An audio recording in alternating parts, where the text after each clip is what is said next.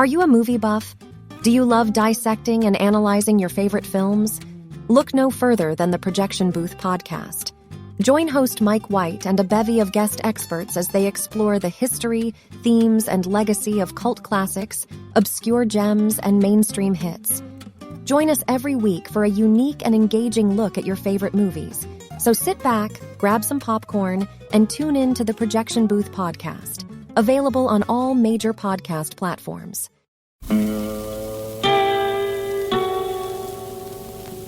Hello, filthy movie lovers. My name is Gentry Austin. And I'm Casey Scott. And we're the hosts of the Sin Syndicate, film podcast for something weirdos, anti-criterion bros, and Joseph Sarno aficionados. Join us semi-weekly as we peer into the adults-only theaters and sticky-floored cinemas of the golden age of sexploitation, when the morals were loose, the laws were murky, and the intercourse was all simulated. Find us now on the Someone's Favorite Productions podcast network.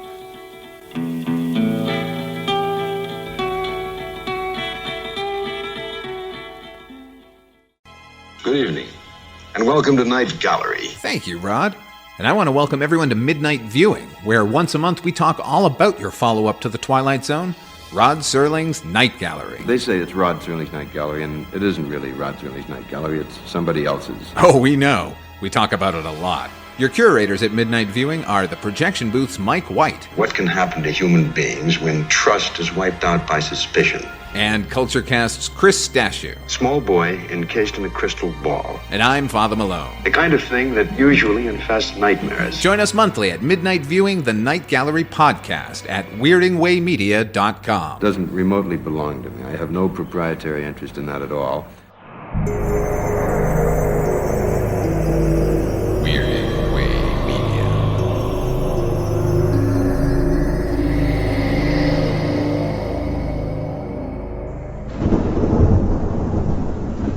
Hello, creeps. It's me, John Kassir, the voice of the Crypt Keeper, and you're listening to Chronicles from the Crypt.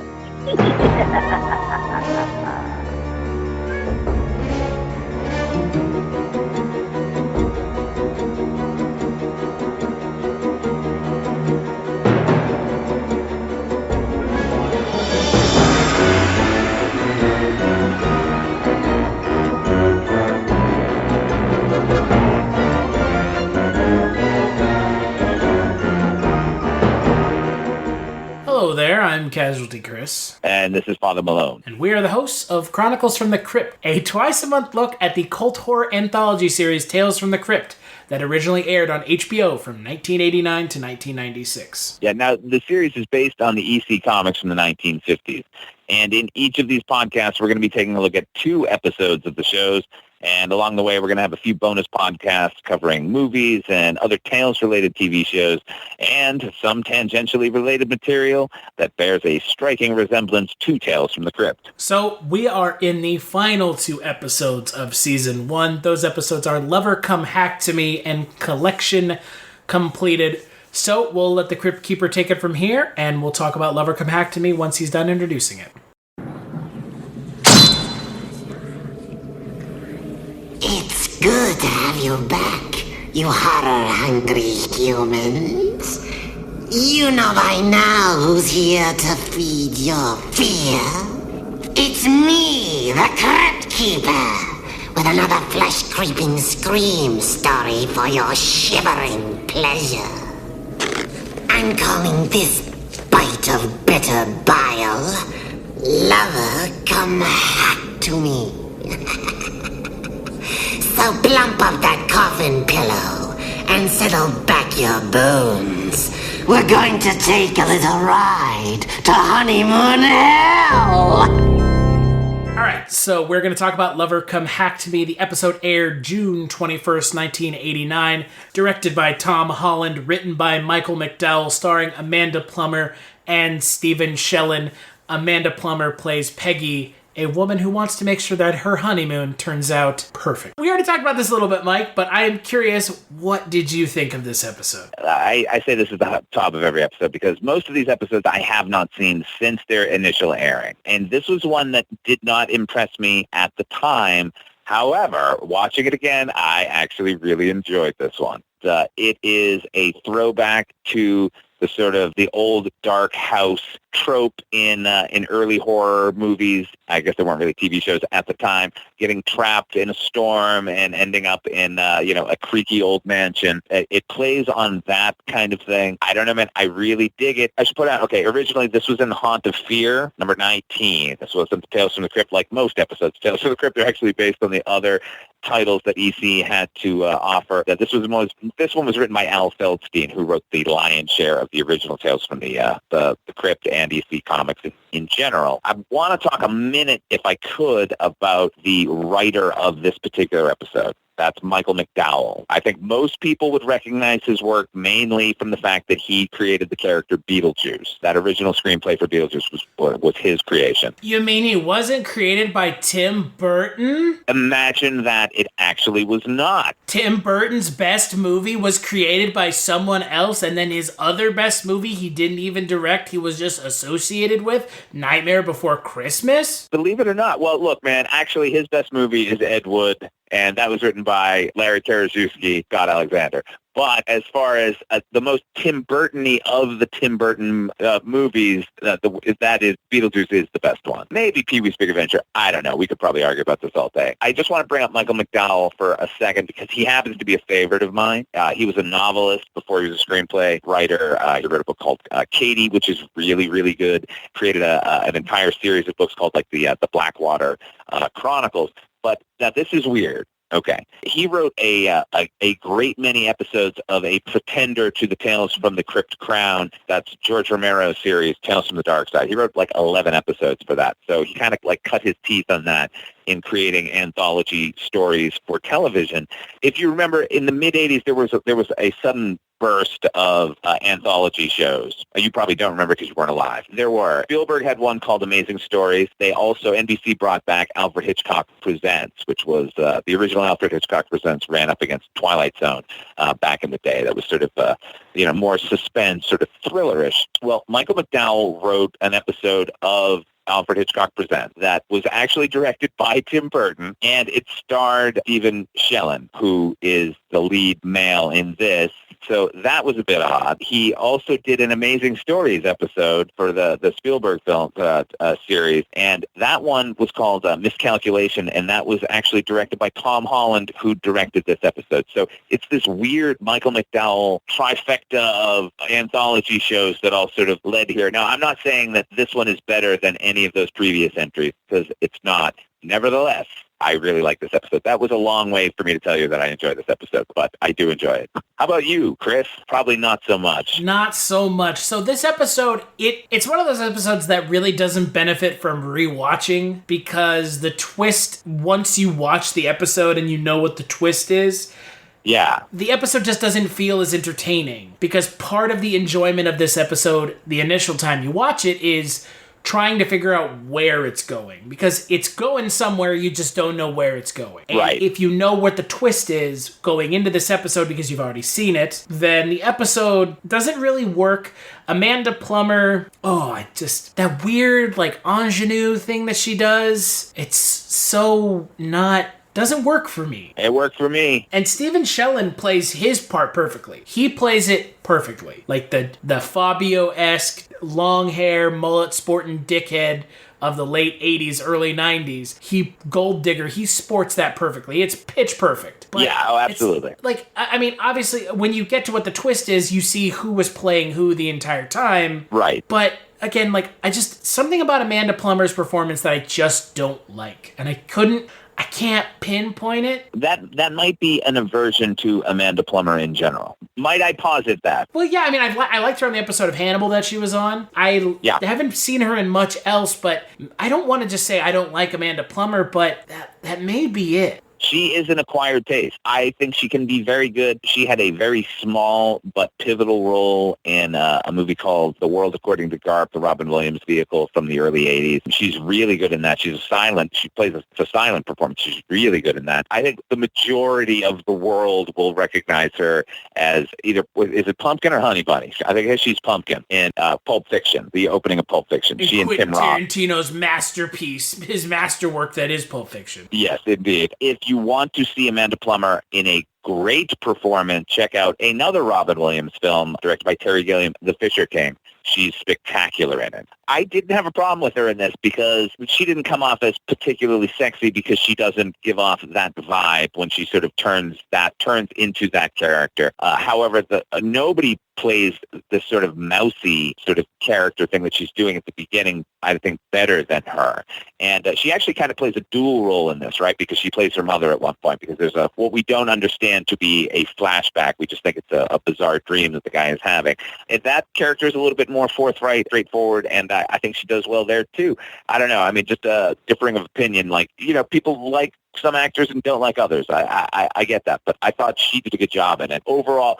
And I know I'm kind of going back on this because there have been other episodes where I have agreed that, like, once you get the twist out of the way, you're just sort of killing time. If you rewatch it again, there's really nothing to it. Our earlier episodes have been kind of garbage in my opinion because they've done that. But this one, I knew the twist from the get-go, having seen it, 30 years ago. I thought it was actually well-directed and well-told, well-paced. I liked the twist in this. I like the fact that this prick of a guy is using her, but she's actually using him. Like, I don't know. For me, this episode is a winner. Well, and that's the thing. It's not that I didn't like the twist, because far be it from me to say that the twist is bad. I think the twist is actually pretty good.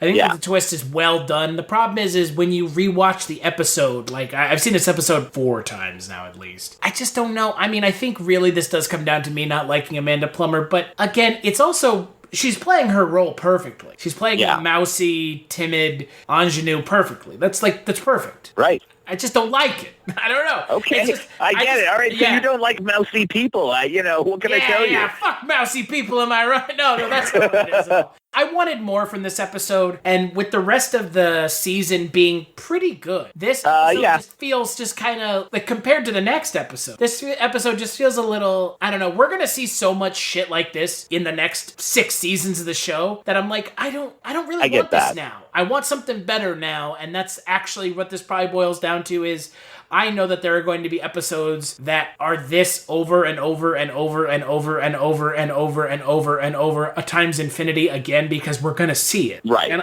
And I just wanted more from the first season of the show than it to be our first introduction to what I would consider to be the cop-out Tales from the Crypt episode. What I did not like about the episode, now, before I get there, Tom Holland, director of this episode, directed 2 of the horror genre's sort of like tent poles of the 1980s. He wrote and directed the original Fright Night, which I think is a great movie. And he kicked off Child's Play series, the Chucky the Killer Doll. He directed the original Child's Play. And I think he's a really good director. I think he's super underrated. And I think his direction here is good. However, he did not take advantage of the fact that we're on HBO and he's not going to have to go to the ratings board when the final twist comes and Amanda Plummer is hefting the axe and cutting him to pieces. It should have been a gore fest beyond gore fest. Yeah, I think that he really dropped the ball there. I mean, it's a lot of blood spraying, but by 1989, after The Shining, where we had an entire room full of blood, that don't cut it no more. That should have been much more grisly. That's my main thing. I liked everything else in the episode. I think it's good. Another thing I'll just say quick, because I went back and read the original comic, and it is, like most of season 1, the writers tend not to deviate too far from the source material.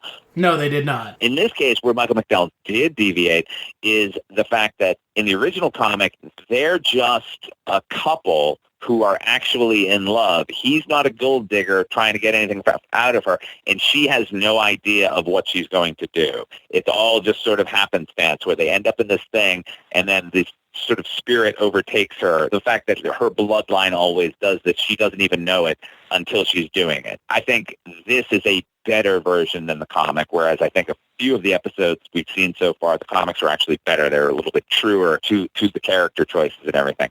I like the sort of dynamic that McDowell came up with for this one with the Gold Digger character when she's been actually playing him the entire time. But the baby is just this small. That was so creepy, man. Oh, God. It's creepy, but it was just... But I'll give you this much. You're right about the source material not being up to snuff when it comes to the episode. The episode is much better, and it does a better job of giving you like a believable reason, in quotations believable, reason as to why the characters are going there and what the characters are going through and why Amanda Plummer is doing what she's doing. I dig it. I like it. I'm thumbs upping it. I'm saying watch this one. Yeah, I'm going to say skip this one. I think it's just, there are a lot of these episodes to come, and this one is not the best of them, that's for sure. If you're going to watch an episode like this is not the one to watch. Even if they improve on it later in the series, like this is still worthwhile. And I think as far as if we're just talking season one, I think we've talked about how some of the earlier episodes, which start out and sort of scream to be character pieces and then ends up like overcomplicating it with plot and all these other sort of bizarre like left turns and right turns. Like this one's a character piece that trusts in its characters. That I admired about it as well. I'll give you credit. You are right. It's just okay. But again, I'm if you're at season one, this is a skip for me. Well, let's let the Crypt Keeper introduce the next episode, and when we get back, we'll talk about it. Before I get to tonight's terror tale, I'd like to introduce you to my pet, Peeves. He has a terror tale of his own. Tonight's skin-pimpling story is about a couple with their own pet peeves.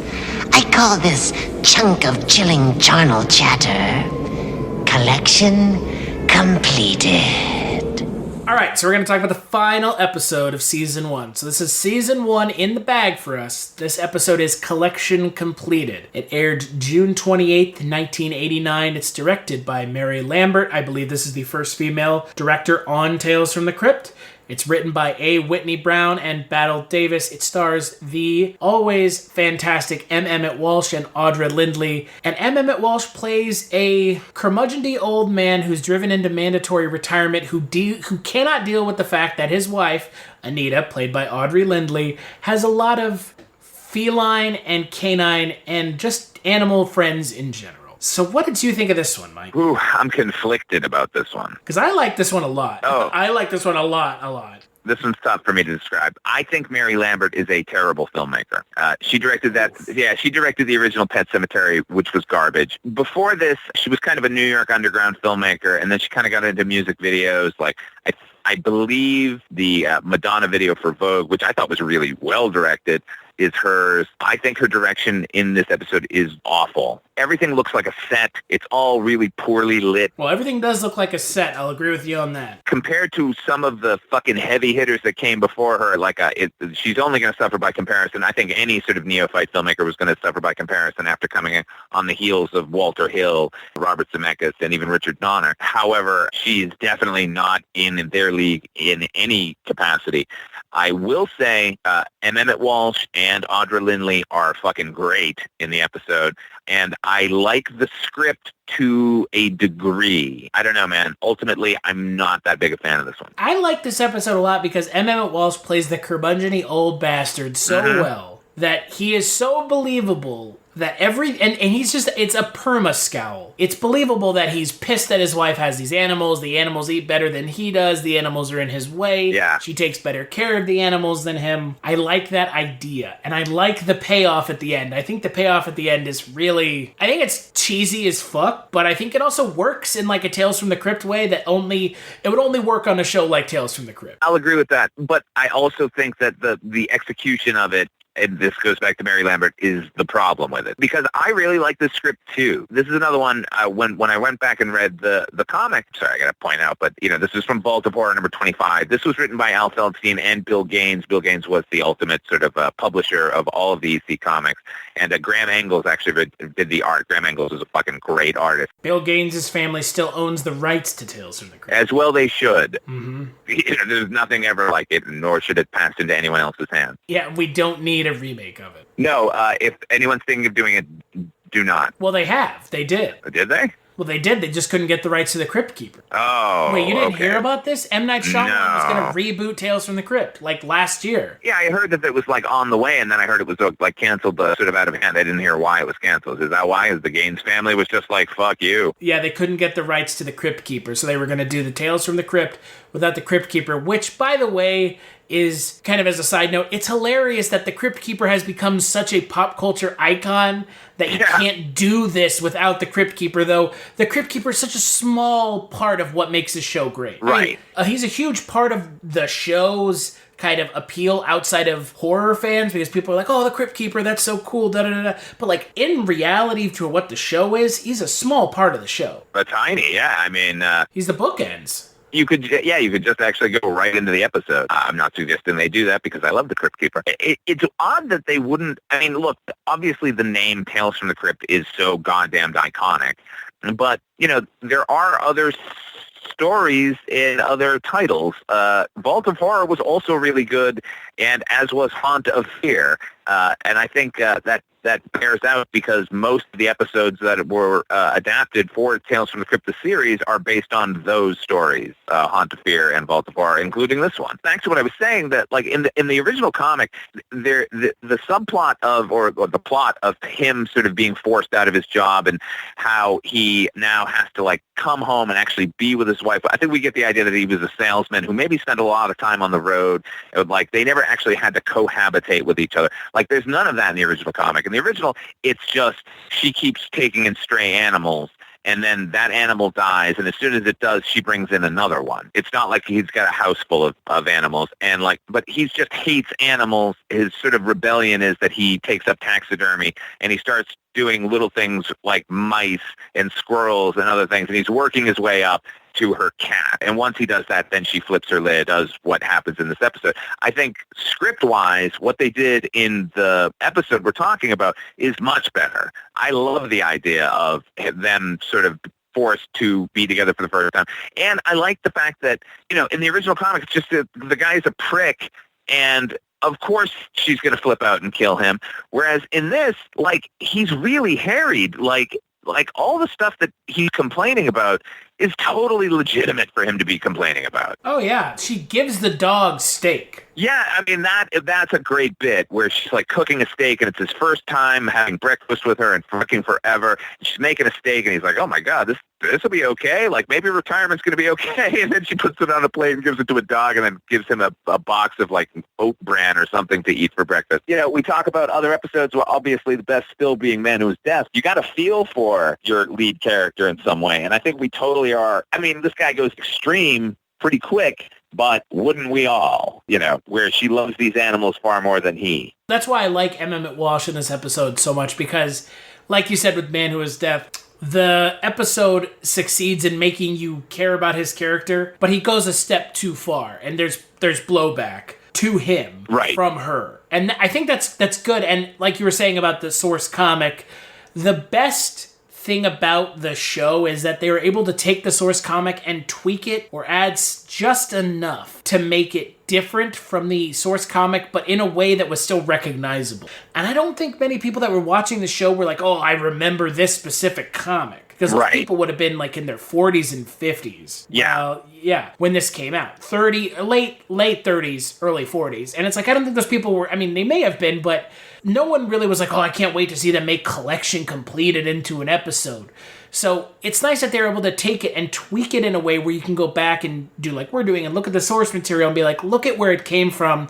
But they added that extra element. They put another layer on top of it that makes it more interesting than just, well, he's an asshole who doesn't like animals, but he's justified in not liking them. Right. I mean, it's so broad in the original comic. It's like, well, we need a villain and we need him to get his comeuppance. So he hates animals. And then, he taxidermy, so he gets taxidermied. Like, it's fine enough if you're fucking 10 years old and reading the comic book. Like, no question about it. And I totally agree. I think there are certain iconic stories and we'll get to them like as the series progresses that they made. In fact, and All Through the House is probably one of those ones that I think most people who have read the comic when it was in its initial run, like they remembered that one. Those comics were pretty disposable. Every issue had about 4 stories in it, so like you were on to the next one almost immediately. I don't think anyone had like they were dying to see Lover Come Back to Me or even The Man Who Was Dead. That's the great thing about this show in general. Like you hire talented people and say, here's what the structure is, do whatever the fuck you want. The ones that work best are the ones where people do put their own spin on it. And the effects in this episode are pretty good. I mean, not good, but they do their job. I like the thing with the dog. The dog's eyes...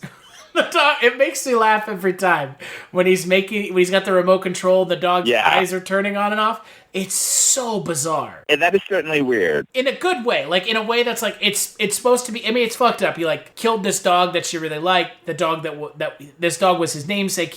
Or the dog was named after him. Yes. And he kills this dog and, like, turns it into, like, a remote-controlled lamp, and it's, like, flicking its eyes on it. It's super fucking weird. But it's really effective, and it's funny because, ultimately, Tales from the Crypt, for the most part, a lot of the episodes have, like, a little bit of humor to them. And there are some episodes that don't. And we'll get to those, because there are some in Season 2 that are played straight, not for laughs. Yeah. This episode is dark and really fucked up, but funny at the same time. And the ending of the episode is amazing. I love it. It's so cheesy in the best way, but it's like, it makes sense, kind of. I like a lot of this episode, but ultimately I'm not going to recommend this one just because it is so clumsily staged. I mean, even the reveal at the end, it's like she takes her time to like swing that camera around. We already know he's been taxidermied. It's not like the makeup is so fucking fantastic that when we see it, we either laugh or like gasp. Yeah, okay, come on, fucking spin the fucking camera around so we can see that he's been taxidermied. You know, as great as like Emma Walsh is, the comedy is sort of played too broadly, and I'm going to lay that, I'm also going to lay that at Mary Lambert's feet because she's fucking directing the scene. Like there's a scene where he's talking to his neighbor about getting a hobby, where he's pruning the plant out, and it's just like, it's like one take, and it's so broad and weird, but like not in an interesting way. It's just like, well, this is funny. And it's not, because she doesn't kind of grasp humor or horror in any tangible way. It's similar to Amanda Plummer in the first episode for me. You can't get past how bad Mary Lambert's direction is. And I couldn't get how much I didn't like Amanda Plummer. So I think that a lot of the shots in this episode are really bad. I think that this episode, like you said, a lot of the technical part of this episode is really just kind of, it's so bad that it doesn't feel like Man Who Was Dead felt organic and real. All Through the House felt real. Even though it takes place in this house, it could have ended up like this episode, and it doesn't. This episode, it feels like it was shot, like you said, it sounds like shot on a soundstage. It is obviously 100% shot on a soundstage, and it absolutely looks like it. In our last podcast, we talked about the episode Only Sin Deep. That had a lot of problems with it, but if you took that director, Howard Deutsch, and let him direct this one, I think it would have been a masterpiece. Maybe it also would have been shot in an actual suburb and not on a soundstage. The reason I point that out is, like, Howard Deutsch, like, I know for a fact, like, that guy's apartment in that particular episode was a set, but he knows how to light it so it looks real. Ultimately, that's the sort of major problems with newer filmmakers, is that they're trying to like get through as many pages in a day as they can. So they light it so they can swing the camera around really quickly, but then it just looks like a fucking set. It never looks like someone's apartment or an office or something. It just it suffers like mightily from that. Lighting is every Spielberg, from fucking John Ford to fucking Orson Welles. All of these guys, like, if you've got everything looking good, all of the other weird kind of stuff you want to do suddenly becomes more tangible. And in this case, she just fucking dropped the ball so hard that I can't get behind the episode at all. I mean, not at all. Not at all. Like there are joys to be found in this episode, and including Audra Lindley, who should point out we haven't really spoken about her. She's really good in this episode. I think most people my age and older would remember her from Three's Company, the TV series with Suzanne Summers, John Ritter. She was Mrs. Furley. She was like the sort of landlady for them, and she was like a very broad comic actress. She kind of does that here, but she's so good at it that I don't ever believe she's sort of over or under acting. She is as good as M. Emmett Walsh is in this episode, but yeah, I think I would agree with you that thinking about it more now, the direction gets in the way of everything that's good in the episode. I want to love this one. Like I said, I think the script is real solid in ways that other episodes have not been so good. Dig That Cat, He's Real Gone. Like the script is just kind of quirky for quirk and whatever. Like I think this one had an actual point of view and had something to say about people cohabitating and like having to deal with each other and the things they make important in their lives and their relationships. Like there's actual meat on the bones of this particular episode. Just that they got the wrong person to make it. So you would say skip it? In this case, yeah, I'm going to say skip it. If you're a fan of the show, watch them all, but this is not one I would recommend to get into this series at all. It's a soft watch it, but I think that again, the fact that it just looks like it's filmed on the back lot somewhere, it takes away from it so much that you're just like, God, could we not have done this a different way? Could we not have done this better? That's season 1 in the can. I would ask you what your favorite episode from season 1 has been, but I think we both have the same answer. Oh, it's definitely Dig That Cat, He's Real Gone. I was going to say, it's only Sin Deep, obviously. What could be better? You know what we haven't talked about, Chris, which I kind of think we should at this point mention? The score for the television series Tales from the Crypt by Danny Elfman. Good old Danny Elfman. Is one of his best scores of all time. It is so Elfman in every way, and yet is 1,000% perfect for the show. It sets up the tone in such a great way. It's like it gets you excited that the show has begun, which is what a theme ought to be doing, while at the same time being sort of playful enough to let you know that that's how the tone can be taken in each of these episodes, and a bit creepy. I think it encapsulates everything that Tales from the Crypt could and should be. It's for me one of my favorite scores of his of all time. I think he, like most composers, they end up sort of repeating themselves later on in their career. This wasn't one of them.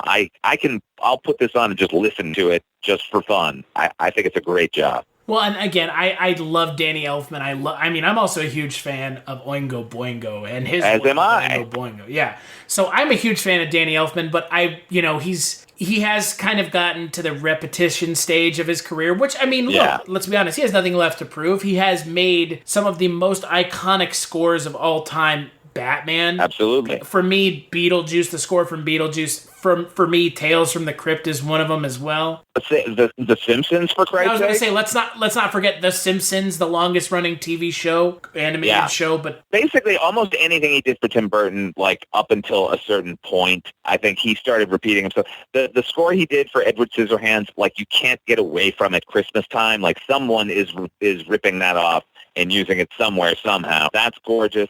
I think even his more esoteric scores, the sort of not horn-driven, percussive ones he's done have been really interesting.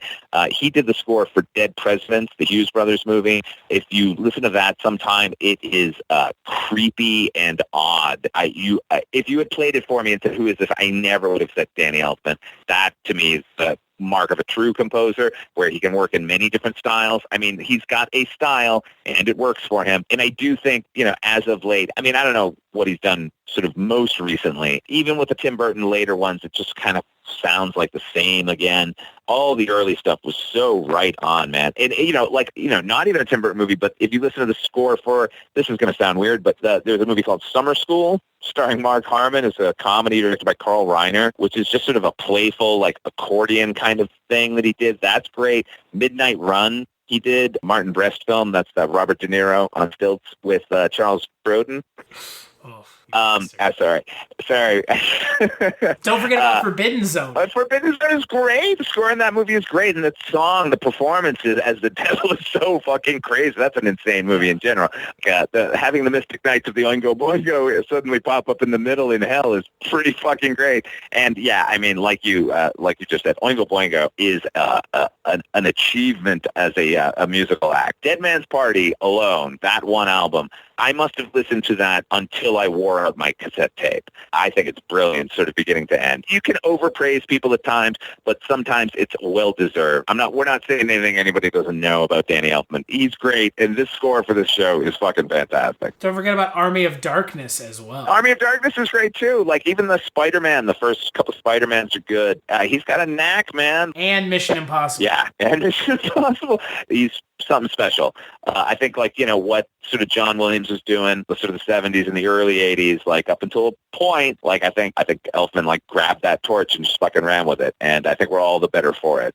You know, we haven't talked about Danny Elfman, but yeah, the score for the show, man, the theme for Tales from the Crypt is it's really up there. It's one of those things where you hear it and you know exactly what it is. Yeah. The X-Files, it sets the tone for the show. I was in this is weird, but like I was in a department store. It wasn't recently, but it wasn't around Halloween time, and somehow the Tales from the Crypt theme came on the fucking speakers. I don't know why or how it played, but man, did it make me happy to hear.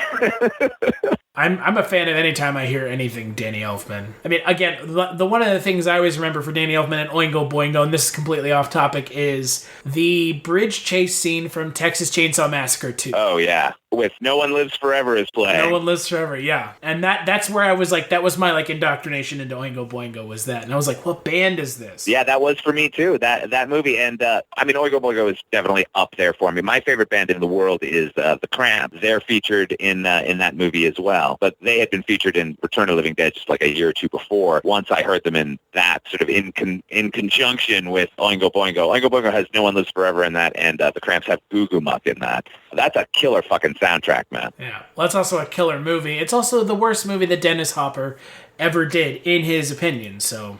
Well, obviously Dennis Hopper had lost his goddamn mind, because that's a great fucking movie beginning to end. It is a great movie. To close out season 1, since we did get speaking of esoteric, we got a little esoteric with our conversation about Tales from the Crypt. Yep. Outside of The Man Who Was Death, because obviously that episode is my favorite episode, I think, of the entire show. Your favorite episode of the entire run of the show. It's the first episode of the fucking show. Yeah. Outside of The Man Who Was Death, what was your favorite episode of this season? I'm having a hard time now because I like Lover Come Hack to Me. I also like, I know you didn't enjoy it as much as I did, but I like And All Through the House. God, that's hard. I'm going to, you know what, of the two, because Mary Ellen Trainor's performance is so shrill and she's such a stupid character, I think Lover Come Hack to Me would probably be it. Oof, boy, yeah. I would go with Dig That Cat, He's Real Gone. No, okay. Because I like Joey Pantoliano. Yeah, and that's a fun one. I mean, you know, there aren't many straight sort of comedic episodes on the series. They sometimes do, and they sometimes fail miserably. Of the sort of more comedic episodes, I agree. That one's a good one. For sure. That episode is one of those episodes that just kind of works. There's a lot of problems with it, but I mean, it's better than Only Sin Deep, and let's be honest, that's not hard. So... Well, that'll do it for us for Season 1 of Tales from the Crypt. If this is your first episode listening to us, go back and check out the last 2 episodes where we talked about Episode 1 and 2 and Episode 2 and 3. Next episode, we are not going to be talking about Season 2 of Tales from the Crypt. Going forward, between seasons, we're going to take a break and do a bonus episode in between each. The first bonus episode coming your way will be an episode on Tales from the Crypt 1972, the feature-length film. I know that you are excited about it, Mike. I have never seen it. Yeah, I'm very excited. It's at the time that movie came out, the only company, like worldwide it seemed, interested in anthology films was an English company called Amicus Productions. They made a slew of anthology films in the 1970s. All of them are charming in one way or another. Their version of Tales from the Crypt, to me, in a 2-hour movie where they packed 5 stories in, a formative one for me. I saw it very young, and I continue to watch it at least once a year. I love that movie. I'm very excited that we're going to get to talk about it. So yeah, folks, do not skip out on the next episode. I have never seen it. I am looking forward to talking about it. It sounds awesome. It's got Peter Cushing in it. It's got Joan Collins in it. It has And All Through the House in it, in a different version than you've seen. A superior version. As long as it doesn't have Mary Ellen Trainor, I would assume that anything is superior. Yeah, there you go. It is good in all the ways that the Zemeckis one was bad. So where can people follow you, Mike, until then? You can find me on Twitter. I'm at Father Malone 73, or you can hit up my YouTube channel, Ot5 Films, for my show you've never seen, with reviews of movies that you probably haven't seen. And if you have seen them, do not comment and tell me that you have seen them. I get it. A lot of these movies have been seen by people. I get it already, okay? And if you have seen one of those films, reach out to Mike and you two can become best friends, because Oh, well, in that case, yeah. Well, you weren't a prick about it. You were like, hey, I love this movie too. That's true. But I wouldn't be a prick anyways. That's just not, well, not to you at least. No, well, you know what, man? I'm a prick as well. We all are. But, don't just fucking write to me and tell me, hey, I saw this movie. I saw it 5 times. Like, congratulations. Go make your own fucking video. You can follow me on Twitter at Culture Stash. You can follow Chronicles from the Crypt on Twitter at Chronicles FTC. Head on over to chroniclesfromthecrypt.com to check out the feed for the podcast. We are on all podcatchers, both iOS and Android. And if you like what we're doing, give us a favorable review on iTunes. Tell your friends. Tell Tales from the Crypt fans. Because you know what? There needs to be more people watching this show because this is the best anthology show out there. I would stake my reputation on it horror-wise, maybe not sci-fi-wise. I mean, as far as a straight horror anthology show, yeah, this is probably the best one. I mean, look, I got a special place in my heart for a couple of the other ones, but I recognize their limitations and their failings. But this one, for straight horror and for what it achieved and what it continues to achieve, it's kind of hard to top. And make sure to check out the next episode of Chronicles from the Crypt.